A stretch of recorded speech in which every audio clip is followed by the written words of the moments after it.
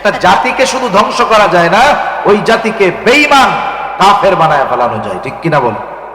এখন আসেন, বলেন তো আমাদের জাতি কি? জোরে বলেন। আমরা কোন জাতি? মুসলিম জাতি। আমাদের এই মুসলিম জাতির শিক্ষা ব্যবস্থার মানদণ্ড হবে কোরআন এবং সুন্নাহ। কি হবে বলেন? মানে আমাদের কোরআন সুন্নাহ এটা কম্পালসারি শিক্ষা ব্যবস্থার মধ্যে থাকতে হবে, মাস্ট বি, থাকতেই হবে, মাস্ট বি, থাকতেই হবে। অথচ আপনাদের যদি জিজ্ঞাসা করি, অন্যান্য দেশের মুসলিম শিক্ষা ব্যবস্থার কথা বাদ দেন, আমাদের শিক্ষা ব্যবস্থার যেই পরিস্থিতি, আমাদের দেশের যেই স্কুল কলেজগুলো আছে, স্কুল জেনারেল শিক্ষা ব্যবস্থার যেই স্কুল কলেজগুলো আছে, ওইখানে বলেন তো মুসলমানদের সন্তানেরা বেশি পড়ে নাকি অমুসলিমদের বেশি পড়ে? নিঃসন্দেহে একটা স্কুলে যদি 100 জন স্টুডেন্ট থাকে, 90 জন হবে মুসলমান। কয়জন মুসলমান? এখন 90 জন মুসলমানের দেশে, যেই দেশে 100 জনের মধ্যে 90 জন মুসলমান, তাহলে এই মুসলিম জাতির শিক্ষা ব্যবস্থা কোরআন সুন্নাহর আলোকে হওয়ার কথা ছিল কি ছিল না? কিন্তু আফসোস, এই 90 জন মুসলমান, 100-র মধ্যে 90% মুসলমান স্কুল কলেজ প্রাইমারি স্কুল ভার্সিটিতে হওয়ার পরেও এদেশ থেকে এই মুসলমানদেরকে মুসলমানিত্ব থেকে দূর করার জন্য শিক্ষা ব্যবস্থা থেকে ইসলামকে পরিপূর্ণ নির্মূল করার অপচেষ্টায় দুনিয়ায় এদেশে চলে কি চলে না? এখন আপনাদের যদি জিজ্ঞাসা করি, আমাদের স্কুল কলেজ ভার্সিটি প্রাইমারি যাই বলেন না কেন, এই জেনারেল শিক্ষা ব্যবস্থায় যেখানে 90% মুসলমানের সন্তানেরা পড়ে, ওইখানে ফরজ পরিমাণ দিন শিক্ষার ব্যবস্থা কি আছে? নিঃসন্দেহে নাই। বরং শিক্ষা ব্যবস্থা এমন ভাবে ঢেলে সাজানো হচ্ছে, এক সময় আমার আপনার সন্তান ওইখানে পড়ে পড়ে যদি বড় হয়, ও মুসলমান হওয়া তো দূরের কথা, ও নাস্তিক হবে, ও বেঈমান হবে, কোনো সন্দেহ নাই। তাহলে আমি আপনাদের আবার জিজ্ঞাসা করি, একটা জাতিকে যদি ধ্বংস করতে হয়, ওই জাতির কয়টা জিনিসকে ধ্বংস করতে হবে? কমপক্ষে দুইটা। একটা হলো ওই জাতির যেই কালচার, সংস্কৃতি, সভ্যতা, ওটা ধ্বংস করতে হবে। এখন আপনাদের জিজ্ঞাসা করি, 92% মুসলমানের দেশে মুসলমানের কালচার আছে না গেছে? জোরে বলেন, আছে না গেছে? 2 নাম্বার, ধ্বংস করতে হবে শিক্ষা ব্যবস্থা। আমাদের দেশের মাদ্রাসায় পড়ে সর্বোচ্চ মুসলমানের 5% সন্তান, বাকি 95% সন্তানেরা পড়ে স্কুলে। এখন বলেন, এই যে জেনারেল শিক্ষা ব্যবস্থা, যেখানে মুসলমানের 95% সন্তানেরা পড়ে, ওই শিক্ষা ব্যবস্থায় ইসলাম আছে না গেছে? বেঁচে আছি কেন আমরা? কেমনে বেঁচে আছি? ওই বোতলের মতো, উপরে লেভেল আছে মুসলমানের, ভেতরে হলো গরুর মুখ। যতই লেভেলে দেখা যাক মুসলমান, আসলে ভেতরে যেইটা আছে ওইটা আসল না। আমরা মুসলমান লেভেলে আছি, কিন্তু প্রকৃত মুসলমানিত্ব আমাদের মধ্যে। জোরে বলেন, এটা বুঝেন আপনারা? আমরা বুঝি, কিন্তু বুঝ অনুযায়ী আগাই না। আমরা সবাই বুঝি যে এই অবস্থা থেকে আমাদের যদি কামব্যাক করতে হয়, উত্তরণ হতে হয়, ফিরে আসতে হয়, আমাদের কি করণীয়, এটা আমরা সবাই বুঝি, হুজুরদের বোঝানো লাগবে না। কিন্তু বোঝার পরেও আমরা কেন ফিরে আসতে পারি না, এটা আমরাও বুঝি না। এজন্য জাগতিক শিক্ষা ও দ্বীনি শিক্ষা নিয়ে কয়েকটা কথা আপনাদের খেদমতে বলার ইচ্ছা পোষণ করেছি। আজকে হয়তো সুরমুর যা হয় হোক, এরকম কাটা কাটা কিছু কথা শুনতে কষ্ট হবে না তো আপনাদের? আচ্ছা, আপনাদের জিজ্ঞাসা করি, যাদের ডায়াবেটিস নাই তাদের কথা বাদ দেন, বলেন তো ফুলকলির ভালো যেই 700-800 টাকার মিষ্টিটা আছে, ওইটা খাইতে কেমন লাগে? মজা লাগে। কেমন লাগে? মজা লাগে। বলেন তো, এই যে মিষ্টিটা খাইলেন, ওর মধ্যে অনেক ধরনের জিনিস দিয়া বানাইছে, এখন এই মিষ্টি খাইলে মজা লাগবে, ঠিক, উপকার হবে? উপকার হবে? তাহলে বোঝা গেল মিষ্টি মজা লাগে, উপকার হয় না। কিন্তু বলেন তো, করলা চিনেন? করলা চিনেন তো? করলা যদি পিষে রস বানায় খাওয়ায়, কেমন লাগবে? মজা লাগবে না, খারাপ লাগবে। বলেন তো, উপকার হবে কি হবে না? আমাদের দেশের অবস্থায় এইটা, মিষ্টি সুরে ওয়াজ করলে মজা লাগে, উপকার করব, কিন্তু একটু গুরুত্ব দিয়ে বললে মজা লাগে না, কিন্তু উপকার হয়। এখন কি ওয়াজ মাহফিল আপনারা আমরা যারা করি, শুনি, আসি, আমাদের উদ্দেশ্য হয়ে গেছে ওয়াজ শুনবো, মজা লাগলে, উপকার হোক আর না হোক। এখন যদি এই পরিস্থিতি হয়, মিষ্টি খাইতে খাইতে যদি একসময় ডায়াবেটিক্স হয়ে যায়, তখন ওই মিষ্টিও তখন আর কাজে লাগবে না, মজা লাগলেও কাজ হবে না। এক সময় তো খাবেন মিষ্টি, উপকার হবে না, মজা লাগবে। আর এক সময় যখন ডায়াবেটিক্স হবে, এই মিষ্টি যখন খাবেন, মজা লাগবে ঠিক, কিন্তু মরণ কাছায়া যাবে, ঠিক কিনা বলেন? কিন্তু করলা আপনি যতই খান এর তিতা, আশা করা যায় কখনো ক্ষতি হবে না। এজন্য সব সময় সব কথায় বা সব সময় সুর শুনতে হয় না, সব সময় মজা লাগার জন্য কথা শুনতে হয় না। কিছু কিছু সময় বোঝার জন্য, কল্যাণের জন্য, উপকারের জন্য কথাগুলো বুঝবার চেষ্টা করতে হয়। আর বুঝের কথা তো ওই সুর দিয়ে কানে হাত দিয়ে বলার মতো সুযোগ নেই, আছে বলেন? মনে করেন এক হুজুরে কইছে কি, যে ছেলেটা খুব দ্রুত কথা বলে। এখন হুজুরে চিন্তা করছে, এরে যদি কথার গতি স্বাভাবিক আনতে হয়, তাইলে একে কথা টেনে টেনে বলার অভ্যাস করাইতে হবে। হুজুরের বলছে, শোনো, তোমার যেই জায়গায় কথায় আকার আছে, মনে করেন বয়াকারে বা, এই জায়গা তুমি 4 আলিফ টান দিয়া বলবা, আর যেই জায়গায় 4 আলিফ ওই জায়গায় 8 আলিফ টান দিবা। বুঝেন নাই কথা? টাইনা টাইনা কথা বলতে বলছে, কারি সাহেবদের মতো যেমন তিলাওয়াত করে। এখন যাই হোক, হুজুরের কথা অনুযায়ী সে খুব টেনে টেনে কথা বলে। এখন একবার হয়েছে কি, ছেলেটা দৌড়াইয়া হুজুরের কাছে আসছে। হুজুরের কাছে আসার পরে এখন হুজুরে বলতেছে, হুজুর,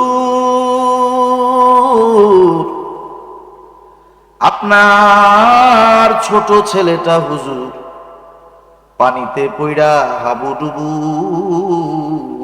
খাইতেছে।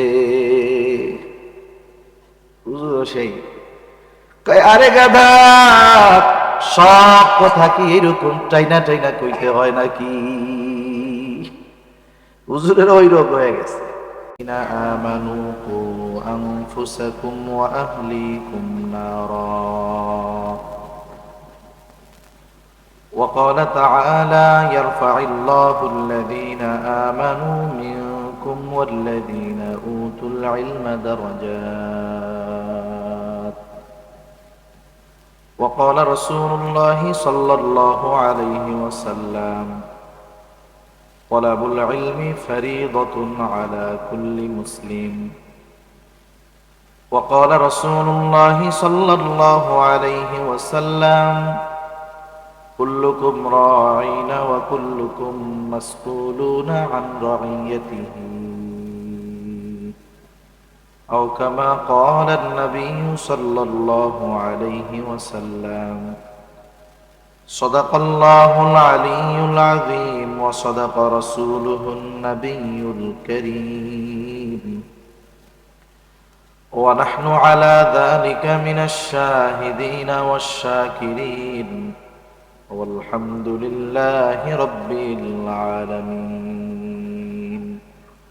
سبحانك لا علم لنا إلا ما علمتنا إنك أنت العليم الحكيم.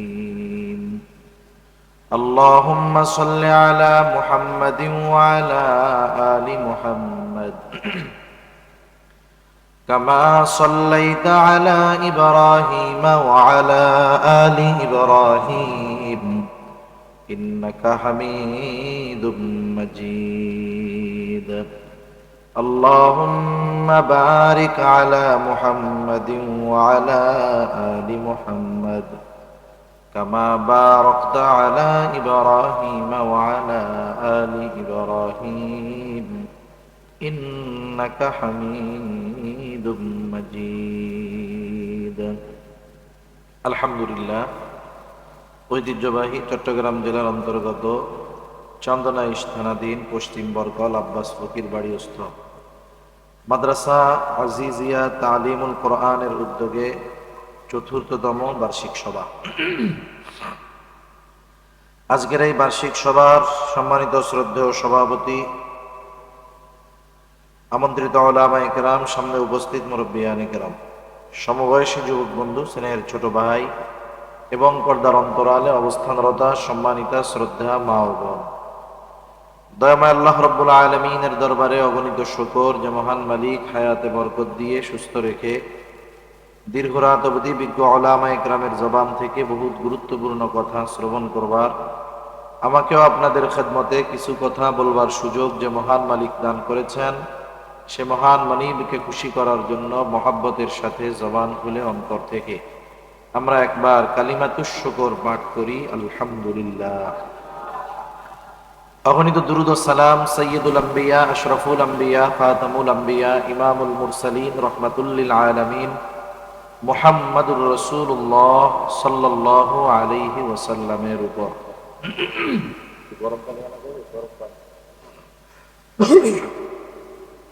আমি আপনাদের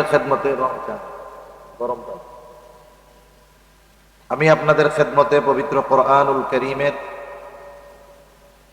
দুইটা আয়াতের অংশ ও রাসূল আকরাম সাল্লাল্লাহু আলাইহি ওয়াসাল্লামের অগণিত হাদিস থেকে একটা হাদিস আর একটা হাদিসের অংশ পাঠ করেছি।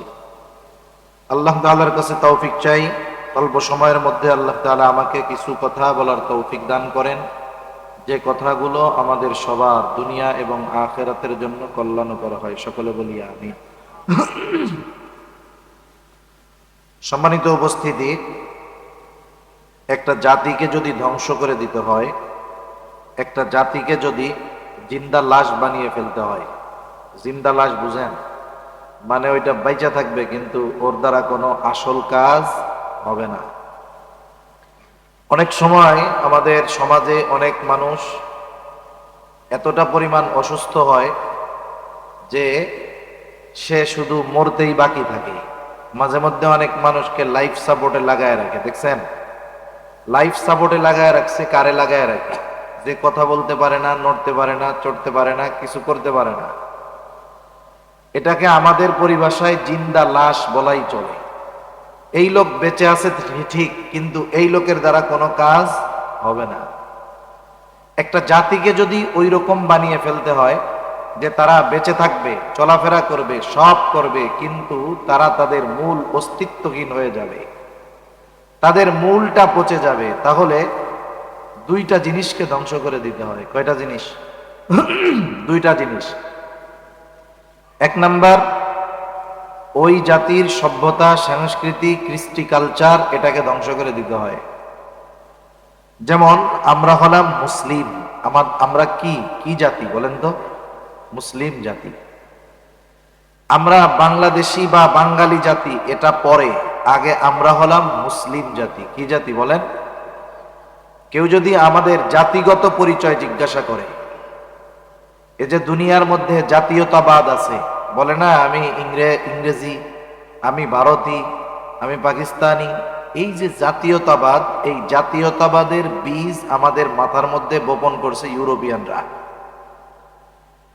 এই জাতীয়তাবাদীর দোহাই দিয়ে বিভিন্ন দেশের সীমান্তগুলোকে আটকায় দিছে, একটা নির্দিষ্ট জায়গার মধ্যে আমাদেরকে সীমাবদ্ধ করে ফেলছে। এই কারণে আমাদের টেন্ডেন্সি, চিন্তাধারা অনেকের এরকম এখনো। এই যে ফিলিস্তিনের উপরে ইসরায়েলেরা যে হামলা করছে, অনেক মুসলমান ঘরের সন্তান বলে এতে অসুবিধা কি? তারা ফিলিস্তিন হামলা করছে, ফিলিস্তিন যুদ্ধ করবে, তাতে আমাদের কি আসে যায়? এই বিষয়টাকে জাতীয়তাবাদের মধ্যে আমাদের অনেক মুসলমানরা নিয়ে যায়, যেটা তাদের সাথে, ওই জাতির সাথে যুদ্ধ, তাতে আমাদের কি আসে যায়। বিষয়টা এমন নয়। মুসলিম সে যেই দেশের হোক, ইউরোপের হোক আর আমেরিকার হোক, বাংলাদেশের হোক আর পাকিস্তান ভারতের হোক, সকল মুসলমান একটা জাতি। সকলে কয়টা জাতি? এজন্য নবীজি বলেন মুসলমান একটা দেহের নয়। ইনিশতাকা কুল্লুহু, ইনিশতাকা রাসুহু, তার মাথা যদি কষ্ট পায়, তার গোটা দেহ সেই কষ্ট অনুভব করে। পা যদি আঘাতপ্রাপ্ত হয়, গোটা দেহ তখন ওই কষ্ট অনুভব করে। এজন্য পৃথিবীর যেই প্রান্তে হোক, একজন মুসলমানও থাকবে, অবশ্যই ওই মুসলমানের কষ্ট আরেকটা মুসলমানের জন্য কষ্টের কারণ হবে। ঠিক কিনা বলেন? তাহলে আমরা আমাদের পরিচয়ের ক্ষেত্রে প্রথম পরিচয় হলো আমরা কি বলেন? আরো জোরে বলেন, কি? মুসলমান। এরপরে আমরা হলাম বাংলাদেশি, এরপরে কি? বাংলাদেশি, এরপরে হলো বাঙালি। তাহলে এক নম্বরে মুসলমানিত্ব ঠিক রাখতে হবে। মুসলমানিত্ব ঠিক রেখে বাংলাদেশি হইতে হবে। বাংলাদেশি আর মুসলমানিত্ব আর বাংলাদেশি ঠিক রেখে এরপরে বাঙালি হতে হবে। কিন্তু আমাদের দেশে অনেকে আমাদের পরিচয় শেখায় এরকম যে আমরা বাঙালি, বাংলাদেশি, এরপরে হইল মুসলমান। তার মানে আপনি বাঙালি হিসাবে সর্বপ্রথম বাঙালি কৃষ্টি কালচারকে আপনি প্রাধান্য দিবেন, এরপরে বাংলাদেশি কৃষ্টি কালচার। এই দুইটার সাথে যদি কোনো সংঘর্ষ না বাঁধে তাইলে আপনি মুসলিম হিসাবে ইসলামিক কালচার গ্রহণ করবেন। তার মানে এখন একটু আসেন, কেউ যদি পরিপূর্ণ বাঙালিদের সভ্যতা সংস্কৃতি অনুযায়ী চলে, এই ব্যক্তির মুসলমানিত্ব থাকবে? জোরে বলেন থাকবে? দু একটা উদাহরণ দিন। মনে করেন বাঙালি শুধু বাংলাদেশে না, বাঙালি পাশের দেশ ভারতে আছে না নাই? একটু জোরে বলেন আছে না নাই? আছে। ভারতীয় ওই বাঙালিদের কিছু কালচার আছে যেগুলো হিন্দুয়ানা রীতি বললে চলে, পূজা অর্চনা অনেক কিছু আছে। এখন বাংলাদেশের কোন মুসলমান যদি বলে যেহেতু আমি বাঙালি, তাহলে এই বাঙালিদের এই আচার অনুষ্ঠানও আমরা মাইনা নিব, ওইটা আমরা উদযাপন করব, পালন করব, বলেন তো ঈমান থাকবে না যাবে? একটা উদাহরণ দেই যেটা দুই বঙ্গেই পালিত হয়। বাংলা বর্ষের প্রথম মাসের নাম হলো বৈশাখ মাস, নাকি? যখন বৈশাখের প্রথম দিনটা আসে 14 এপ্রিল, পহেলা নববর্ষ, বাংলা নববর্ষ, এটাকে আমাদের দেশে উদযাপন করে। উদযাপন করে কেমনে? এই দিনটা বছরের প্রথম দিন, এই জন্য এই দিন দেখবেন আমাদের দেশের বিজ্ঞানী যারা আছে, আমাদের দেশের কি আছে, অন্যান্য দেশের বিজ্ঞানীরা আকাশে রকেট পাঠায়, মহাকাশে স্যাটেলাইট পাঠায়, আর আমাদের বিজ্ঞানীরা ওই দিন হুতুম পেঁচা আর হাতির মাথা বানায়। এরা হলো আমাদের দেশের বিজ্ঞানী। এখন ওরা ওই দিন কি করবে? মঙ্গল শোভাযাত্রা করবে। মঙ্গল শোভাযাত্রার মধ্যে পেঁচার মাথা, হাতির মাথা, হুতুম পেঁচার মাথা, এরপরে বাঘের মাথা, এই মিছিল করবে ওই প্রতীকগুলোকে নিয়ে। ওরা মনে করে এইগুলা হলো কল্যাণের প্রতীক। এগুলো কি মনে করে? কল্যাণের প্রতীক মনে করে বাংলাদেশি বাঙালিরা এই আনন্দটা উদযাপন করে, মঙ্গল শোভাযাত্রা করে, যে এই শোভাযাত্রার মাধ্যমে মঙ্গল আসবে, কল্যাণ আসবে। আর ওই যে মূর্তিগুলার ছবি ব্যবহার করে, ওগুলাকে তারা কল্যাণের প্রতীক মনে করে। এখন বলেন, একজন মুসলমান যদি এই সংস্কৃতিকে, বাঙালি মুসলমান যদি, বাংলাদেশি মুসলমান যদি ওই সংস্কৃতিটাকে নিজের করে নেয়, ঈমান থাকবে না যাবে? একটু জোরে বলেন। সেজন্য মুসলিম বাংলাদেশি কালচার মানতে বাধ্য। মানবে কোনগুলো? যেই কালচার মানলে মুসলমানিত্বের কোনো সমস্যা হবে না। বাঙালি সভ্যতা সংস্কৃতি কালচার মুসলমান মেনে চলবে, তবে কোনটা? বাঙালিদের যেই কালচার অনুসরণ করলে মুসলমানিত্বের কোনো সমস্যা হবে না, আপনি মানেন। কারণ প্রত্যেকটা এলাকার যেই প্রচলিত বিষয়গুলো আছে, যদি ওইটা ইসলামের সাথে সাংঘর্ষিক না হয়, নবীজিও এই বিষয়গুলো মানতে মানা করেন নাই, যতক্ষণ না ইসলামের সাথে সাংঘর্ষিক হবে। এখন কেন আমাদের পরিচয়ের ক্ষেত্রে আগে বাঙালি, বাংলাদেশি, এরপরে মুসলমান বলা হয়? ওরা বলতে চায় আমি বাঙালির সব মানব, বাংলাদেশির সব মানব, এরপরে যদি মুসলমানিত্বের কিছু মানতে হয় মানব। কিন্তু বাঙালি কালচার আর ইসলামিক কালচারের দ্বন্দ্ব লেগে গেছে, দুইটার সাথে সংঘর্ষ লেগে গেছে। আপনি একজন মুসলমান, আপনি কোনটা ধরবেন বলেন তো? দুইটার সাথে মুখোমুখি সংঘর্ষ হয়ে গেছে। ইসলাম বলতেছে মাইনো না, বাঙালি সভ্যতা বলে এটা মানতে হবে, এটা বাঙালিয়ানার প্রতীক। এখন আপনি মুসলিম হিসাবে বাঙালিয়ানার প্রতীক মানবেন নাকি আপনার মুসলমানিত্বকে ঠিক রাখবেন? এটা হলো একটা উসুল, নিয়ম। আমি গোটা দুনিয়ার কালচার মাইনা নিব যতক্ষণ না আমার ইসলামের সাথে সাংঘর্ষিক না হয়, যতক্ষণ না এই কালচার মানলে আমার মুসলমানিত্ব নষ্ট হবে না, ততক্ষণ মানব। কিন্তু যখন দেখব এটা মানলে আমার মুসলমানিত্ব থাকবে না, ওই কালচার যেই দেশের হক মুসলমান লাথি মেরে ওটাকে পালায়া দিবে। আগে আমার ঈমান, আগে আমার মুসলমানিত্ব, এটা আমার জীবনের একটা মূল নীতি হতে হবে। এখন আমাদের দেশের সভ্যতা, সংস্কৃতি, কালচার এগুলো শেষ। কারণ সমাজের বলেন, রাষ্ট্রের বলেন, পরিবারের বলেন, প্রত্যেকটা আচার অনুষ্ঠানে, প্রত্যেকটা জায়গায় ওই বিষয়টা কেমনে উদযাপন করতে হবে, পালন করতে হবে, ওই অনুষ্ঠানটা কেমনে করতে হবে বলেন তো। আমরা মুসলিম সমাজের ওই পালনীয়, করণীয়, বর্জনীয় বিষয়গুলোর ব্যাপারে ইসলামের পরিপূর্ণ দিক নির্দেশনা আছে না নাই? আপনাদের অঞ্চলের কথা বলি, বিবাহ শাদী হয় তো নাকি? বিবাহ শাদী যখন হয় আপনাদের অঞ্চলে, বিবাহ শাদীর মধ্যে সব জায়গায় না গান বাজনা এগুলো কি হয়?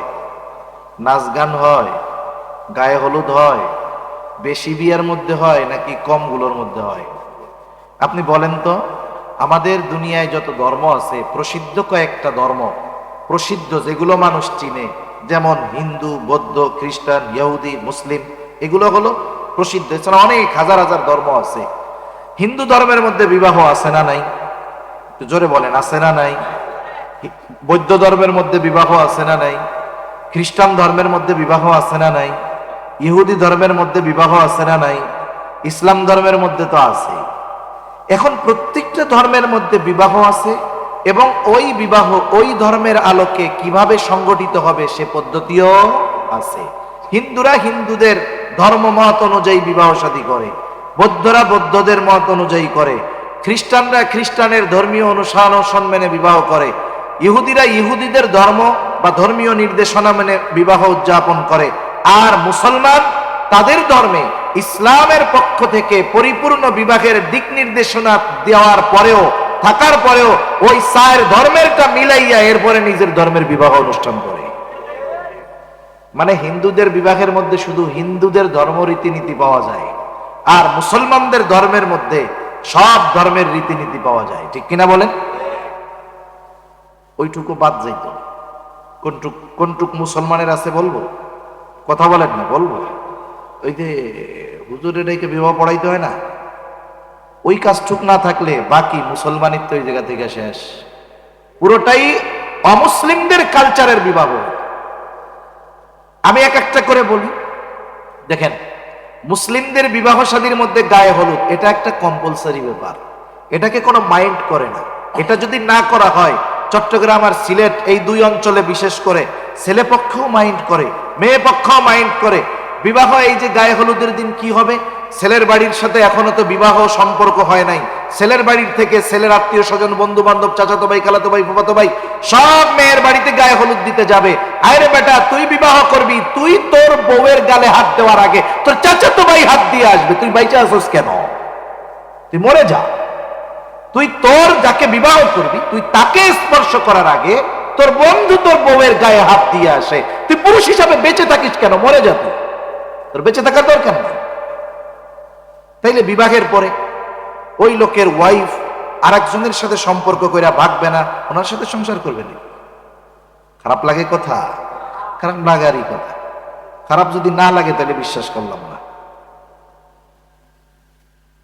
এখন দেখেন, এই যে গায়ে হলুদের কালচার, এটা ছিল অমুসলিমদের কালচার, হিন্দুদের কালচার। কাদের? ধরে বলেন কাদের? ওরা যেইভাবে উদযাপন করে তার চাইতে মুসলমানের সন্তানেরা আরো বেশি আয়োজন করে উদযাপন করে। এরপরে চট্টগ্রাম, সিলেটে অনেক জায়গায় দেখছি, এসব জায়গায় আবার বিবাহ শাদী কমিউনিটি সেন্টারে বেশি হয়। কমিউনিটি সেন্টারে এরকম বড় মঞ্চ বানায়, দেখছেন? মঞ্চ বানায়, রাজকীয় চেয়ার থাকে, এখানে রাজকীয় চেয়ার থাকে, কনে এক জায়গায় বসা থাকে, বর এই জায়গায় থাকে। বর তার ওয়াইফের পাশে বসার আগে কতজন যে পাশে বৈশা ছবি তুলে, এরপরে দুইজন দুজনে দাঁড়ায়, ক্যামেরাম্যান ভাড়া করে আইনা ছবি তুলে। এটা হলো খ্রিস্টানদের কালচার। মনে রাখবেন, একটা মেয়ের সাথে বিবাহ হওয়ার আগে, ওই যার সাথে বিবাহ হবে, বিবাহ হওয়ার আগে ওই মেয়েটাকে ওই ছেলের বাপ পর্যন্ত দেখতে পারবে না, ইসলাম অনুমতি দেয় না। কিন্তু এখন বিবাহ করে কেমনে? হিন্দুদের একটা রীতি হইল, পোলার পছন্দ হোক না হোক, বাপের, ভাইয়ের, দুলাভাই এগুলার পছন্দ হইতে হবে। মুসলমানও এটা করে, সে দুলাভাইদের পাঠায় দেয়, দেখে আসেন দুলাভাই। ছোট ভাইরে বলে তুমি যাও ভাই, বন্ধুদের বলে তোরাও দেখে আস, তোদের ভাবি হবে, তোদের পছন্দ না হইলে আমার হয়। আরে খাটাস, তোকে বিবাহ করতে কে বলছে? বিবাহ করার জন্য মেয়েকে শুধু শুধু তো ছেলে দেখবে, অথচ বন্ধু, তারপরে চাচাতো ভাই, ফুফাতো ভাই, মামাতো ভাই, দুলা ভাই, ওরা যদি দেখা আইসা বলে যে হ্যাঁ আমাদের পছন্দ হয়েছে, তাহলে ও বলে ঠিক আছে আমারও পছন্দ হয়েছে। তাহলে বিবাহ তুই করলি কেন? যাগো পছন্দ আগে হয়েছে তাকে একটার সাথে দিয়া দে। একটু কঠোর হইতেছে কথা, তাই না? হইলে কিছু করার নাই। আমি কেন বলতেছি কথাটা দেখেন, এটা তো আমি একটা বিষয়ের উদাহরণ দিলাম যে বিবাহ একটা ইবাদত এবং মুসলমান সমাজে একটা বিবাহ কিভাবে সংগঠিত হবে হাদিসের মধ্যে নবীজি সুস্পষ্টভাবে বর্ণনা করে দিয়েছেন। এ টু জেড, মেয়ে দেখা থেকে নিয়ে একেবারে বিবাহের শেষ পর্যন্ত মুসলমানরা কিভাবে এই বিবাহ সম্পাদন করবে, কি করবে কি করবে না, বলেন তো ইসলামে আছে না নাই? এটা আমাদের কালচার ছিল, এখন এটা বাদ দিয়ে আমরা অমুসলিমদের কালচার ধরে ফেলছি। এটা একটা বিষয়ে, কিন্তু প্রত্যেকটা বিষয়ে আমাদের এইরকম। তাহলে বুঝে থাকলে বলেন, এক জাতিকে ধ্বংস করতে হলে তাদের কয়টা বিষয়কে ধ্বংস করতে হবে? এক নাম্বার, ওই জাতির সভ্যতা, কালচার। মুসলিম হিসাবে আমাদের যেই কালচার আছে, আমরা মুসলমান আছি কিরকম বলবো, কিরকম? মনে করেন একটা বোতল, বোতলের গায়ে লেখা দুধ, আবার আরবিতে লেখা হালাল। আরে বাবা কত সুন্দর, আরবিতে দুধও লেখা হালালও লেখা, বোতলটা হলো দুধের কিন্তু ভেতরে হলো প্রস্রাব। এখন বলেন, এই বোতলটা যদি আপনার সামনে নিয়ে দেই, বোতলের গায়ে তো লেবেল লাগানো, ভেতরে তো দেখা যায় নাকি, উপরে যেহেতু লেখা আছে দুধ, আপনি দেখে কিসের বোতল বলবেন? জোরে বলেন না, কিসের বোতল? আসলে কি ভেতরে যা আছে দেখা যাচ্ছে না ঠিক, লেখাটা দেখা যতই দুধের বোতল বলেন না কেন, আপনি দুধের বোতল বললে কি ভেতরের প্রস্রাব দুধ হয়ে যাবে? এখন যদি লেবেলটা ফালায় দেই, এখন বোতলের স্বচ্ছ গায়ে আপনি দেখতে পারতেছেন, হায় রে এটার একটু আগে দুধ বললাম, এটা তো দেখি গরুর মুখ। আমাদের অবস্থা এরকম, লেভেলটা মুসলমানের আছে, নামটা মুসলমানের আছে, পরিচয়টা মুসলমানের আছে, ভিতরে মুসলমানিত্ব কিছুই নাই। তাহলে প্রথম বিষয়টা এতটুকু আশা করি বুঝবেন যে আমাদের মুসলিম হিসাবে মুসলিম জাতির যেই কালচার, এটাকে অমুসলিমেরা ধ্বংস করে দিয়েছে। এখন দ্বিতীয় ব্যবস্থা, এটা হলো শিক্ষা ব্যবস্থা। শিক্ষা ব্যবস্থাকে ধ্বংস করে দিতে হবে। মনে রাখবেন, ফেরাউন কিন্তু একদিনে আনা রব্বুকুমুল আলা নিজেকে সবচাইতে বড় রব হিসাবে ঘোষণা দেয় নাই। নিজের এই আশা পূরণ করার জন্য ফেরাউনকে 40 বছর অপেক্ষা করা লাগছে। কত বছর? ও যখন মিশরের বাদশা হয়েছে, ও খুব মনে আশা যে আমি রাস্তার ফকিন্নির ছেলে থেকে, ফকিন্নি থেকে, রাস্তায় চলা ছেলে থেকে আমি মিশরের বাদশা হইতে যেহেতু পারছি, তাহলে আমি খোদাও হইতে পারবো। তার এই উচ্চভিলাষিতা, তার এই মনের আকাঙ্ক্ষা তার বন্ধু হামানের কাছে বলতেছে, হামান আমার তো খোদা হইতে মন চায়। এখন হামান বলে, সাবধান, তুমি মিশরের বাদশা হইছো এই পর্যন্তই থাকো, খোদা হইতে যাইও না, তাইলে আমও যাবে সালাও যাবে। কিছুদিন চুপ আছে, শয়তান আবার এই আশা তার মধ্যে জাগায় দিছে। এবার বলতেছে যে হামান আমার তো হইতেই মন চাইতেছে, সহ্য হয় না। হামান বলে, তাইলে শোনো, আমি তোমাকে কিছু কর্মসূচি গ্রহণ করার জন্য বলবো, ওইগুলো বাস্তবায়ন যদি করতে পারো, একটা সময় দেখবা তুমি নিজেকে রব বলে দাবি করবা, তোমার এই কথার জবাব দেওয়ার মতো একটা লোকও থাকবে না। কি করা যাবে? তৎকালীন সময়ের শিক্ষা ব্যবস্থা, দ্বীনি শিক্ষা ব্যবস্থা, যারা এই ব্যাপারে প্রতিরোধ করতে পারে, প্রতিবাদ করতে পারে, এদেরকে শিক্ষাহীন করে, মূর্খ করে একেবারে শিক্ষা ব্যবস্থা পুরোপুরি ক্লোজ করে দিয়েছে। আর খোঁজ খবর রাখছে যে মানুষের অবস্থা কি, গোয়েন্দা বাহিনী দিয়ে। এখন এক সময় আসলো যে এখন আর কোনো দ্বীনি শিক্ষা নাই। অতীতে যারা মুরব্বী ছিল তারাও দুনিয়া থেকে চলে গেছে, শেখানোর লোকও নাই, শেখেও নাই কেউ। আর যারা শিখছে ঘরের অভ্যন্তরীণে, এরা প্রতিবাদ করার কেউ নাই। এখন যদি আপনি নিজেকে রব দাবি করেন, তখন সকলেই মেনে নিবে। কারণ বিষয় হলো, যখন আসল রবের পরিচয় কেউ জানে না, আর একজন যখন দাঁড়ায় যাবে ওই পরিচয় না জানা মানুষের মধ্যে, সে যদি বলে আমি রব, কারণ ওই মানুষগুলো রবের পরিচয় জানে না, হয়তো তাকেই রব বলে তারা মেনে নিবে। ঠিক কিনা বলে? কারণ আসল রবের পরিচয় তো কেউ জানে না। এই পরিবেশ যখন তৈরি হয়েছে, ফেরাউন বলছে আনা রব্বুকুমুল আলা। মিশরের বড় একটা অংশ, নির্দিষ্ট কিছু মানুষ ছাড়া, তারা মাইনা নিছে যে হ্যাঁ তুমি আমাদের রব, কারণ অন্য কোন রবের খবর তো আমাদের জানা নাই। তাহলে শিক্ষা ব্যবস্থাকে যদি ধ্বংস করা যায়, একটা জাতিকে শুধু ধ্বংস করা যায় না, ওই জাতিকে বেঈমান কাফের বানায় ফেলানো যায়। ঠিক কিনা বলেন? এখন আসেন, বলেন তো আমাদের জাতি কি? জোরে বলেন। আমরা কোন জাতি? মুসলিম জাতি। আমাদের এই মুসলিম জাতির শিক্ষা ব্যবস্থার মানদণ্ড হবে কোরআন এবং সুন্নাহ। কি হবে বলেন? মানে আমাদের কোরআন সুন্নাহ এটা কম্পালসারি শিক্ষা ব্যবস্থার মধ্যে থাকতে হবে, মাস্ট বি, থাকতেই হবে, মাস্ট বি, থাকতেই হবে। অথচ আপনাদের যদি জিজ্ঞাসা করি, অন্যান্য দেশের মুসলিম শিক্ষা ব্যবস্থার কথা বাদ দেন, আমাদের শিক্ষা ব্যবস্থার যেই পরিস্থিতি, আমাদের দেশের যেই স্কুল কলেজগুলো আছে, স্কুল জেনারেল শিক্ষা ব্যবস্থার যেই স্কুল কলেজগুলো আছে, ওইখানে বলেন তো মুসলমানদের সন্তানেরা বেশি পড়ে নাকি অমুসলিমদের বেশি পড়ে? নিঃসন্দেহে একটা স্কুলে যদি 100 জন স্টুডেন্ট থাকে, 90 জন হবে মুসলমান। কয়জন মুসলমান? এখন 90 জন মুসলমানের দেশে, যেই দেশে 100 জনের মধ্যে 90 জন মুসলমান, তাহলে এই মুসলিম জাতির শিক্ষা ব্যবস্থা কোরআন সুন্নাহর আলোকে হওয়ার কথা ছিল কি ছিল না? কিন্তু আফসোস, এই 90 জন মুসলমান, 100-র মধ্যে 90% মুসলমান স্কুল কলেজ প্রাইমারি স্কুল ভার্সিটিতে হওয়ার পরেও এদেশ থেকে এই মুসলমানদেরকে মুসলমানিত্ব থেকে দূর করার জন্য শিক্ষা ব্যবস্থা থেকে ইসলামকে পরিপূর্ণ নির্মূল করার অপচেষ্টায় দুনিয়ায় এদেশে চলে কি চলে না? এখন আপনাদের যদি জিজ্ঞাসা করি, আমাদের স্কুল কলেজ ভার্সিটি প্রাইমারি যাই বলেন না কেন, এই জেনারেল শিক্ষা ব্যবস্থায় যেখানে 90% মুসলমানের সন্তানেরা পড়ে, ওইখানে ফরজ পরিমাণ দিন শিক্ষার ব্যবস্থা কি আছে? নিঃসন্দেহে নাই। বরং শিক্ষা ব্যবস্থা এমন ভাবে ঢেলে সাজানো হচ্ছে, এক সময় আমার আপনার সন্তান ওইখানে পড়ে পড়ে যদি বড় হয়, ও মুসলমান হওয়া তো দূরের কথা, ও নাস্তিক হবে, ও বেঈমান হবে, কোনো সন্দেহ নাই। তাহলে আমি আপনাদের আবার জিজ্ঞাসা করি, একটা জাতিকে যদি ধ্বংস করতে হয়, ওই জাতির কয়টা জিনিসকে ধ্বংস করতে হবে? কমপক্ষে দুইটা। একটা হলো ওই জাতির যেই কালচার, সংস্কৃতি, সভ্যতা, ওটা ধ্বংস করতে হবে। এখন আপনাদের জিজ্ঞাসা করি, 92% মুসলমানের দেশে মুসলমানের কালচার আছে না গেছে? জোরে বলেন, আছে না গেছে? 2 নাম্বার, ধ্বংস করতে হবে শিক্ষা ব্যবস্থা। আমাদের দেশের মাদ্রাসায় পড়ে সর্বোচ্চ মুসলমানের 5% সন্তান, বাকি 95% সন্তানেরা পড়ে স্কুলে। এখন বলেন, এই যে জেনারেল শিক্ষা ব্যবস্থা, যেখানে মুসলমানের 95% সন্তানেরা পড়ে, ওই শিক্ষা ব্যবস্থায় ইসলাম আছে না গেছে? বেঁচে আছি কেন আমরা? কেমনে বেঁচে আছি? ওই বোতলের মতো, উপরে লেভেল আছে মুসলমানের, ভেতরে হলো গরুর মুখ।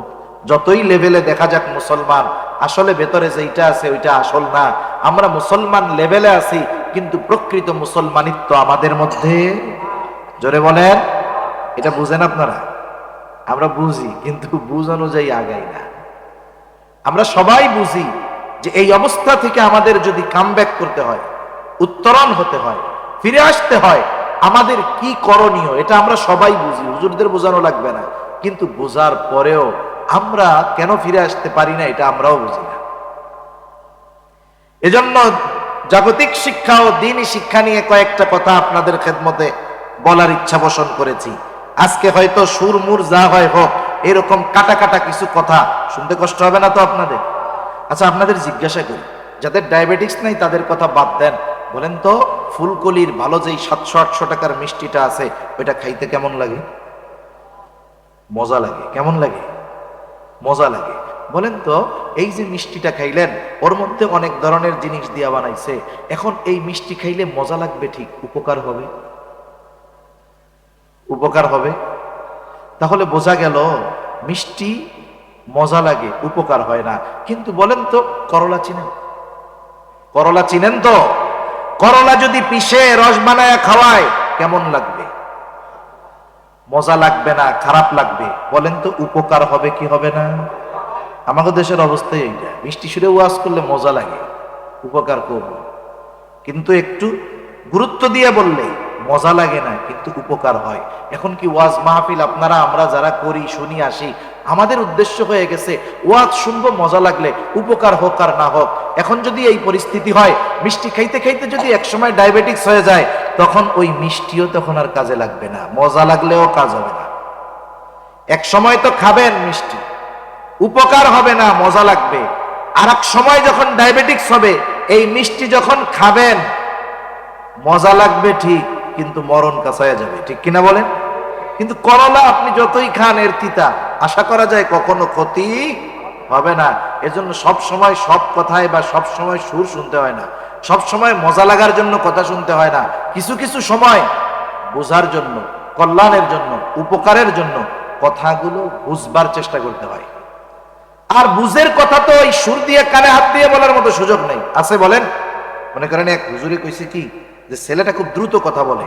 এখন হুজুরে চিন্তা করছে, এর যদি কথার গতি স্বাভাবিক আনতে হয়, তাইলে একে কথা টেনে টেনে বলার অভ্যাস করাইতে হবে। হুজুরের বলছে, শোনো, তোমার যেই জায়গায় কথায় আকার আছে, মনে করেন বয়াকারে বা, এই জায়গা তুমি 4 আলিফ টান দিয়া বলবা, আর যেই জায়গায় 4 আলিফ ওই জায়গায় 8 আলিফ টান দিবা। বুঝেন নাই কথা? টাইনা টাইনা কথা বলতে বলছে, কারি সাহেবদের মতো যেমন তিলাওয়াত করে। এখন যাই হোক, হুজুরের কথা অনুযায়ী সে খুব টেনে টেনে কথা বলে। এখন একবার হয়েছে কি, ছেলেটা দৌড়াইয়া হুজুরের কাছে আসছে। হুজুরের কাছে আসার পরে এখন হুজুরে বলতেছে, হুজুর, আপনার ছোট ছেলেটা হুজুর পানিতে পইড়া হাবুডুবু খাইতেছে। হুজুর সেই কয়, আরে গাধা, সব কথা কি এরকম টাইনা টাইনা কইতে হয় নাকি? হুজুরের ওই রোগ হয়ে গেছে।